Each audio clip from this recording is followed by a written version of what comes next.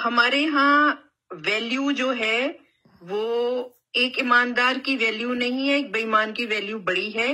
मैं इस सवाल को किसी और तरीके से पूछ रही हूँ कि एक बेईमान है जो बहुत ज्यादा पैसे लगा के गलत तरीके के साथ ऊपर आ जाता है या अपना कोई मकसद गेन कर लेता है।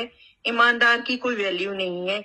इस तरह की चीजें भी तो आपको पता है सोसाइटी में फॉल करती है ना।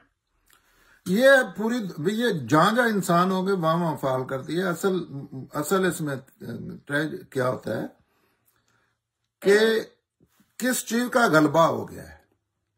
मसला या निशानदेही तब की जाती है जिस चीज का गलबा हो जाए।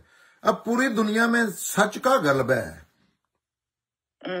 हमारे यहाँ सच ढूंढने से नहीं मिलता, बल्कि सच बोलने वाला जो है एक मुश्किल तरीन दुनिया का काम है। किसी भी मामले में मजहब से लोग बड़े रिलेट होते हैं, जज्बाती लगाव होता है उनका, ये नहीं देखते सच क्या झूठ क्या। लेकिन चलो मजहब तो एक चीज होगी, पॉलिटिक्स में अब किसी भी मामले में घर में सच बोल के देखना।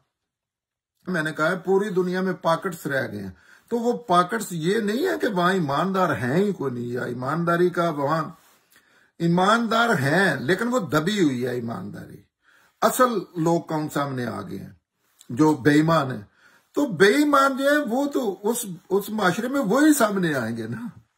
जब लेट्स सी 30 करोड़ का एक मुल्क है तो ईमानदार है ही 1 करोड़। तो 1 करोड़ में कितने पॉलिटिक्स में ऊपर, कितने CSS करेंगे, कितने जज बनेंगे।